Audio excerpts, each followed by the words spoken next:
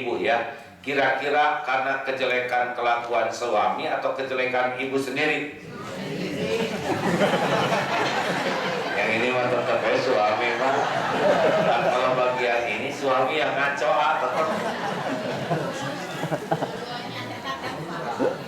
Kenapa nggak konsisten gini dari tadi, diri, giliran suami, oh kalau ini tetap suami yang ngaco. Bu, Pak, Fir'aun itu suaminya Siti Asia. Fir'aun segitu buruknya akhlaknya sampai menganggap dirinya Tuhan. Tapi Siti Asia mah tetap aja jadi hamba kesayangan Allah ya, karena keyakinannya ke Allah. Makanya kalau ibu menderita, bapak menderita, jangan sibuk nyalahkan orang lain. Karena walaupun orang lain salah, kalau kita benar, kita pasti dikasih ketenangan oleh Allah. Dengar ini baik-baik ya. Gak ada yang bahaya dalam hidup ini selain keburukan kita. Makanya kalau ada masalah, fokus aja. Cari. Ada kemarin di pesantren, ibu-ibu masuk pesantren. Kan di pesantren kami ada namanya masa keemasan, Bu. Santrinya minimal usia 45 tahun, ibu-ibu. Jadi kalau di wisuda, biasanya kan anak sekolah di wisuda yang datang ibunya, bapaknya ini yang datang anaknya, cucunya. Saya udah sadar berbuat salah kepada suami. Saya juga sadar sudah berbuat salah ke anak saya. Saya sudah tobat, tapi kenapa suami saya masih tidak menghargai saya, anak-anak tidak menghargai? Berarti tobatnya nggak ikhlas. Itu tobat supaya dihargai suami, bukan supaya disukai Allah.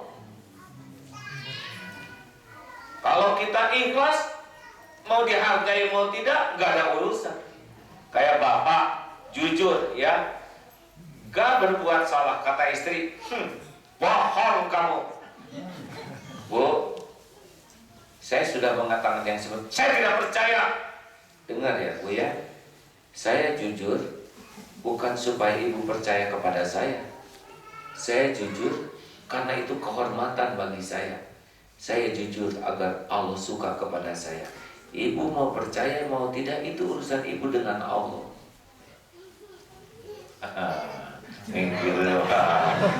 Ngomong apa coba Bu? Udah ada lagi omongan.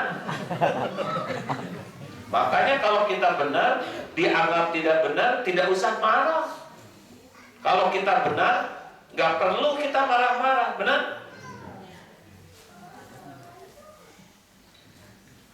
Udah mikir, nggak usah mikirin orang lain.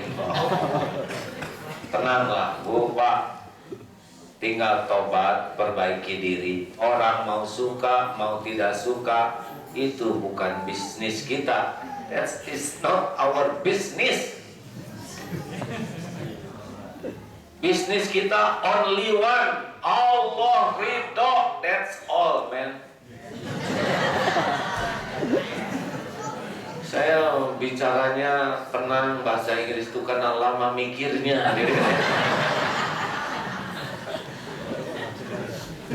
Jelas? Jelas ibu bapak? Udah, orang mau marah, mau nyalahin, sok aja. Yang penting kita perbaiki diri terus menerus, benar? Ibu tobat, bapak tobat, ingat ya, bagaimana bisa memperbaiki orang lain kalau memperbaiki diri aja tidak bisa. Memperbaiki diri itu artinya sudah membantu memperbaiki orang lain. Jatuhnya omongan kita bukan oleh siapa-siapa, tapi oleh kelakuan kita sendiri. Diam, diam. Ibu tidak suka lihat anak pemarah. Tahu nggak orang pemarah itu orang yang kurang ingatan? Anak kan langsung mikir, si ibu kurang ingatan. Pernah ada ibu-ibu, ini asli Pak, marah Pak. Dasar kalian ini anak monyet. Berarti kan itu monyet asli. Aneh itu. Dia yang ngomong. Orang marah itu memang kurang ingatan.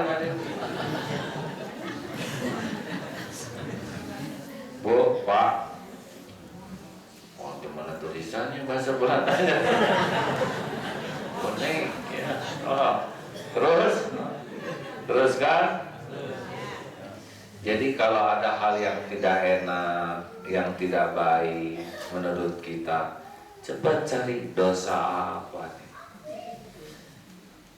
Pintu tiba-tiba ketutup, kena angin, kena hidung. Gak usah nyalahin angin. Angin kurang ajar, berhembus sembarangan. Itu sesuka Allah. Allah atau betul, karena pasti ada hikmahnya. Pasti ada hikmahnya. Lagi turun tangga, tiba-tiba terpleset, tuh pasti ada hikmahnya. Dasar kaki jalan ke masjid. Ibu sariawan, pasti banyak hikmah. Mungkin kurang ngaji, mungkin supaya gak banyak ngomong. Karena kalau nggak sariawan bunyi aja. Pasti baik. Berobat harus, tapi lebih dari itu harus menemukan dosanya. Minum vitamin C bagus, tapi itu nggak cukup. Itu hanya menyembuhkan lahir, gak nebus dosanya. Yang keberapa? Sudah habis belum waktunya nih? Nggak usah emosi, kalau ditanya tuh biasa aja. Oh, bener aja. Nah itu masalahnya. Saya kan cuma nanya. Nomor berapa? Zikir apalagi yang bisa membuat tenang? Zikir ketiga adalah syukur. Jadi kalau ada masalah itu jangan sampai menghilangkan pemberian Allah. Kita ini kadang-kadang ada masalah kecil, nggak tahu syukur. Yang bikin menderita itu sebetulnya nggak tahu syukurnya. Kayak di luar, salju turun, dingin, macet. Kita harus bersyukur ada di dalam mobil, ya. Anget, jok empuk, benar. Coba kalau kita yang bergentayangan di luar, alhamdulillah, walaupun macet kita di dalam mobil, hangat, aman. Coba beda nggak perasaannya? Beda. Nah orang biasanya nggak mikirin karunia, seperti orang yang berjerawat di hidung, di sini nih. Itu siang malam yang dipikir jerawat. Seakan dunia ini sudah sirna, yang ada adalah jerawat. Dia nggak bersyukur hidungnya utuh, nggak bersyukur mata bisa kedip lihat, nggak bersyukur mulut bisa normal makan, ada lidah, ada suara, ada gigi, nggak bersyukur telinga, dia cuma jerawat aja, kufur nikmat. Harusnya alhamdulillah, untuk Allah menciptakan jerawat kecil di hidung saya. Gimana kalau jerawatnya segede kepala emang? Bu, Pak, semua ujian itu bisa kecil dibanding nikmat yang ada. Sakit gigi paling satu, ya kan? Usus buntu, tuh yang buntunya bukan usus yang panjang, ya benar? Benar tidak? Sakit gigi sabar atau syukur? Alhamdulillah, untung cuma satu. Saya waktu ke Jerman kemarin 3, tapi itu juga alhamdulillah, ya. Sebagian besar tidak sakit. Alhamdulillah selesai itu sakitnya, ya. Walaupun cekot ini mah dosa, ya pasti. Mungkin ada dosa saya yang gak ketebus dengan istighfar, tapi dengan sakit yang nyeletuk ini, musim dingin sakit gigi kan manis sekali tuh Pak. Tendangan bebas itu, tapi udah diukur oleh Allah, ya. Aduh, menjelang ceramah sakit, ya Allah. Tiba-tiba datang di embassy di Jerman itu, sakit gigi ya, alhamdulillah. Ke dokter, mahal kan dokter di sini mah kurang-kurang ya. Kata saya, asisten dokter, dokter saya pakai obat ini mah, mas hilang sakitnya. Kalau Allah mau mah gampang, benar? Tapi harus ketemu dulu dosanya. Kalau hanya minum obat itu perkara kecil, tapi ingat dosa jadi tobat itu perkara besar. Nah, syukur. Jangan suka ngilang-ngilangin nikmat. Ya, ada orang yang sebel ke kita. Saya tuh nggak mau pengajian ke PPM. Kenapa? Ada itu tuh si ibu yang nyebelin. Hitung berapa orang? Paling satu ya. Dari segini banyak, kenapa cuma satu yang nyebelin, yang dipikir? Kenapa kita nggak nyukurin yang lain? Hah? Betul? Udah, ada tuh bapak-bapak naik mobil, beli sepatu baru di Indonesia, naik bus, copot sepatunya sebelah. Mau berhenti tidak bisa, dicopot sebelah lagi, lempar dari jendela. Pak, apa-apaan? Ya kasihanlah yang nemu kalau sebelah ya. Dia nggak bisa pakai. Dan saya juga ngapain pakai sepatu sebelah? Nanti bapak gimana? Dari dulu juga ada lagi rezeki. Benar? Makanya kalau hilang sepatu itu jangan panik, itu ciri-ciri mau punya sepatu baru ya. Benar? Hei dengerin, dunia mah nggak boleh bikin kotor hati ya. Dunia ini nggak ada apa-apanya. Harus pakai rumus tukang parkir yang dulu itu. Masih ingat? Banyak mobil tidak pernah sombong. Tukang parkir di Indonesia, mobil banyak, dia tidak sombong. Mobil ganti-ganti, dia tidak takabur, benar? Diambil sampai habis, dia tidak sakit hati. Tahu kenapa? Cuma titipan. Semua harta cuma titipan. Jangan berat, jangan wah ini kalau gak apa-apa. Ini dulu saya beli mahal, sekarang jual murah, gak apa-apa. Nanti ada lagi kok. Rezeki itu. Lahir aja dulu kita nggak bawa apa-apa, nggak panik ya. Kita nangis tuh karena kaget aja lihat bapak kan begitu.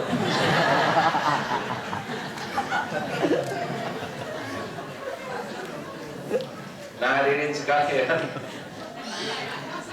teruskan.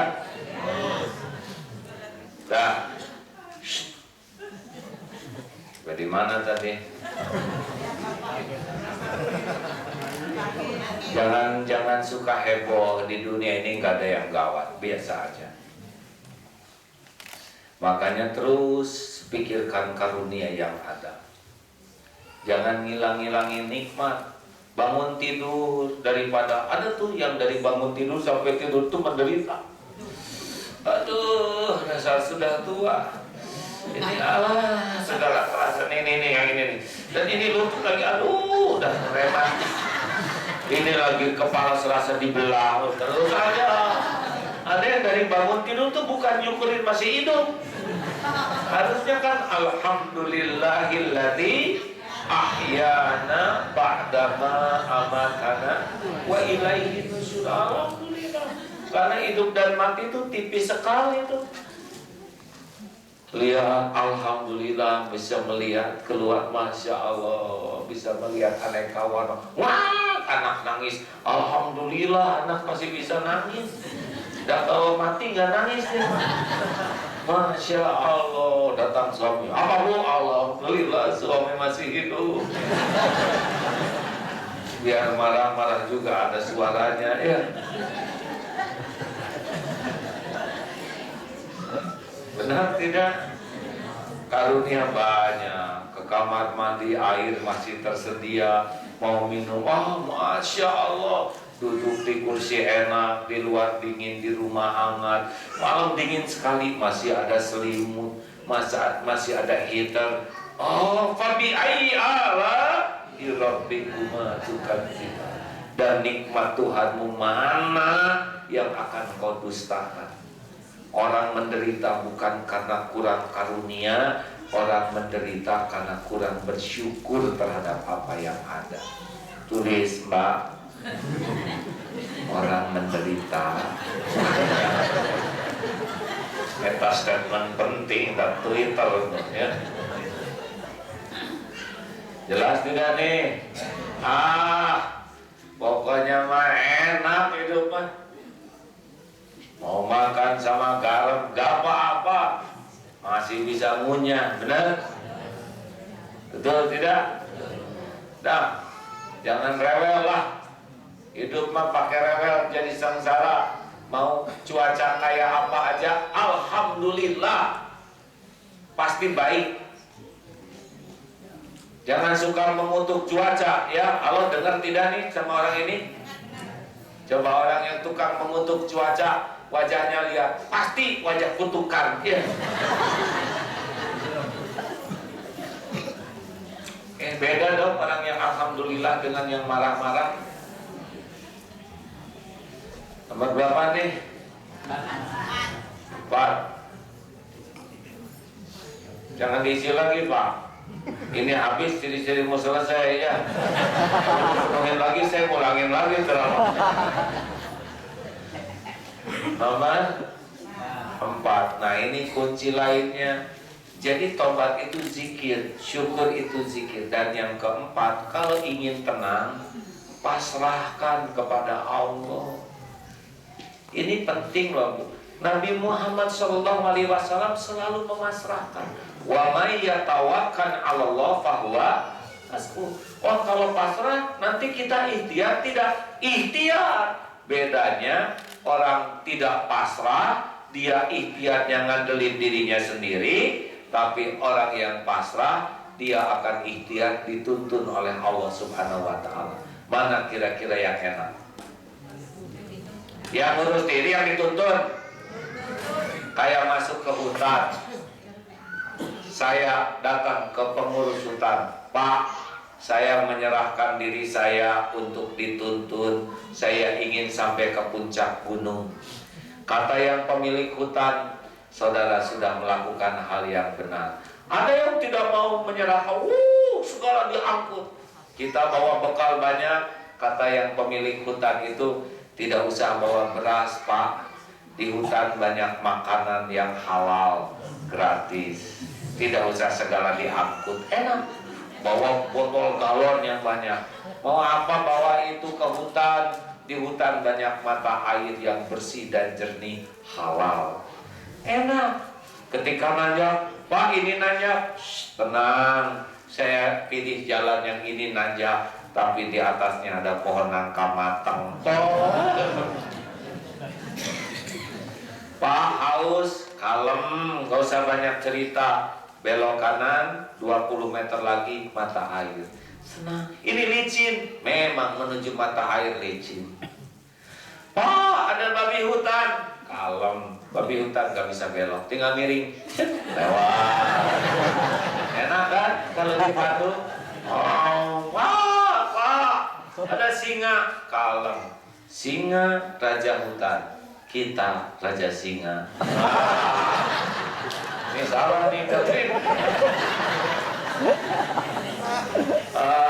Itu ilustrasi kita menyerahkan diri kepada penguasa hutan.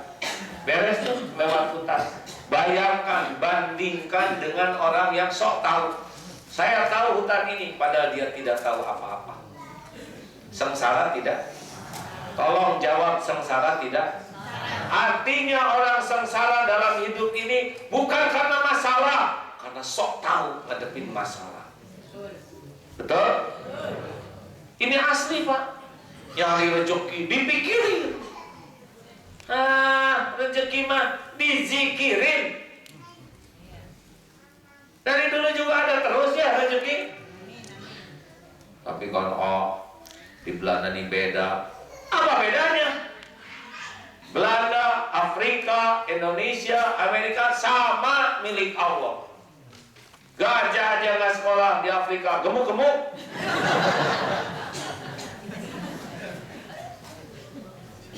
Ikan paus 4 ton tuh sehari makanannya. Ya, kita cuma berapa kilo.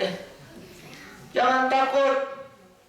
Jangan takut nggak ada rezeki. Takut nggak ingat kepada yang ngasih rezeki. Takut gak yakin kepada pemberi rezeki. Semuanya udah ada. Ini Bapak nih, nanti makin sepuh, rezeki ngejar loh Pak. Kalau udah tua sekali ya, udah gak perlu lagi nyari makanan. Datang menantu, Bapak, makan Pak. Datang cucu, kakek, pengen kerupuk, masuk. Lama-lama udah tua ada yang tidak bisa masukkan ke mulut. Allah Maha Kaya, didatangkan. Udahlah Bu, makannya biar saya yang suapin ya. Masuk. Lama-lama nggak bisa mengunyah, diinfus. Kalau Allah udah nggak ngegerakin ini, lama-lama tidak bisa diinfus, dikubur Pak. Udah habis jatah. Sebelum habis pasti ngejar. Benar? Yang kita takutkan tuh halal atau tidak rezekinya. Yang kita takutkan tuh syukur atau tidak kalau udah dapat. Yang kita takutkan tuh ridho atau tidak kalau Allah ngambil. Kan nanti ada kalanya rezeki kita diambil. Harus rela. Ya.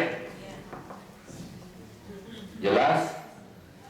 Punya anak, ini ada yang punya anak sini? Gampang tidak ngurus anak Bu? Ibu, jujur, gampang tidak ngurus anak? Aslinya sih pusing Bu ya. Mulai dari hamil udah pusing, melahirkan pusing, sakit, bayi tungguin siang malam, makin gede makin ruwet. Mau sekolah kita yang pontang-panting, selesai kuliah mau nyari jodoh kita yang pening ya. Udah mau nikah kita yang jual tanah lagi. Udah punya cucu dititipin ke kita mulai lagi. Waduh pada ngambuk. Benar. Saya kesini juga mau itu Pak, insya Allah doakan ya besok anak yang sedang belajar di Hamburg itu mau nikah. Kalau yang mau nikahnya mah ini pontang-panting orang tua. Tapi dan memang episode hidup begini. Demikian. Teruskan. Gimana ngurus anak? Pusing ngurus anak, ngandelin diri sendiri. Harus ngandelin siapa? Ngurus anak ngandelin siapa? Nggak mantep gini. Ngurus anak ngandelin siapa?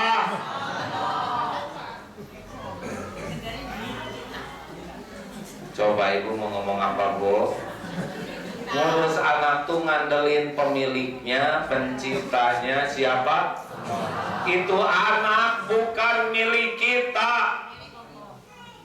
Kita nggak bisa bikin anak. Boro-boro bikin anak, gambar anak aja gagal total. Hanya coret-coretan aja udah ngaco. Jadi mirip beruk begitu ya. Bikin sehelai rambut saja tidak sanggup, benar? Siapa yang menciptakan anak? Sing bulat atau jawabannya hadirin? Siapa? Yakin? Yakin?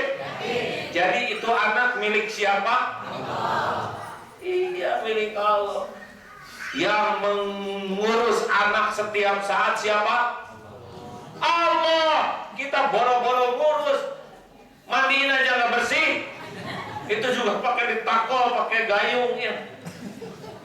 Tahu ditakol, nggak tahu itu nggak apa-apa. Bu, Pak, siang malam Allah tuh ngurus anak, didetakkan jantungnya, dialirkan darahnya, dipinterkan otaknya, dijaga dari kuman, bakteri, virus. Kita nggak tahu apa-apa tentang tubuh anak, benar? Taunya nyubit, taunya dipelototin, cuman gitu. Untung aja oleh Allah kita nggak disirnakan ya. Jadi kalau kita ngurus anak nggak ingat Allah berat, karena kita nggak bisa ngebulak-balik hati anak. Allah yang kuasa, benar? Coba, ini ada ibu-ibu mikirin anakku, bangga sekali. Siang malam ibu memikirkan, nak, ibu sudah hamil, engkau melahirkan di sesar, belum lagi air susu boros. Kira-kira selesai nggak masalah dengan ngomong gitu? Bandingkan dengan seorang ibu yang begini. ambil wudhu, sholat sunat 2 rakaat. Ya Allah, Engkau tahu kelakuan hamba-Mu ini.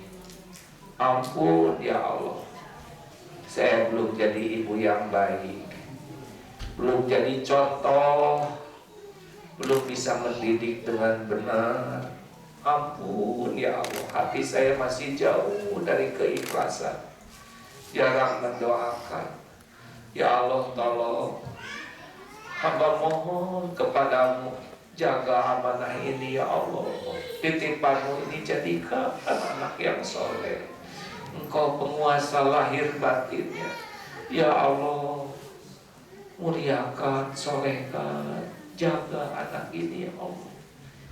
Didengar tidak oleh Allah? Disia-siakan tidak? Air mata zikir lebih berarti daripada banyaknya mikir. Gitu ngurus anak tuh bukan banyak ngomong.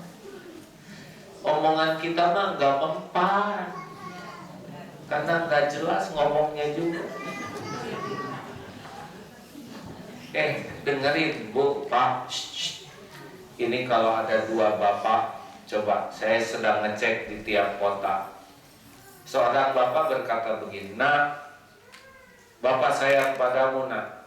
Siang malam bapak kerja cari nafkah untuk membiayai supaya engkau bahagia dunia akhirat. Bapak lakukan ini enggak pamrih. Jaga diri baik-baik nak. Engkau buah hati bapak." Bagus? Jawab bagus tidak? Bagus. Tapi ada seorang bapak yang enggak pandai bicara, enggak pandai merangkai kata. Ketemu anaknya yang masih kecil, nak sini. Perlu hatinya yang bicara. Ya Allah, ampun ya Allah, saya belum bisa menjaga amanah ini sebaik-baiknya. Engkau tahu, ampuni saya ya Allah. Tuntun agar saya bisa mengemban amanah ini. Sambil dibisikkan ke anak, "Nah, maafkan Bapak ya. Kirimi Bapak doa yang banyak. Kirimi Bapak doa." Dah, cuman segitu. Mana kira-kira yang ada di hati anak? Yang mana? Jawab yang mana? Tahu dari mana yang kedua? Lihat sendiri? Tidak. Dipeluk? Tidak. Mendengar langsung? Tidak. Itulah bahasa hati, Pak. Walau enggak lihat, tembus. Dan itulah yang dimiliki Nabi Muhammad SAW. Hatinya bersih, kita tidak lihat, tidak dengar, sampai ke hati kita. Ini yang harus dilakukan dalam mengurus keluarga tuh. Bukan hebatnya strategi, bukan hebatnya ngomong, bukan hebatnya siasat, enggak. Karena Allah suka kepada orang yang berhati bersih. Makanya maaf saja ada yang mengatakan, "Aduh susah ngurus anak di Belanda, mau Belanda mau Indonesia sama." Susahnya ya. Kalau diurus sendiri, tapi kalau benar-benar ngandelin Allah, kira-kira diurus tidak oleh Allah? Diurus Pak. Ini asli loh Pak. Alhamdulillah Allah titipkan 11 anak Pak. 11 anak. Kalau mau dibilang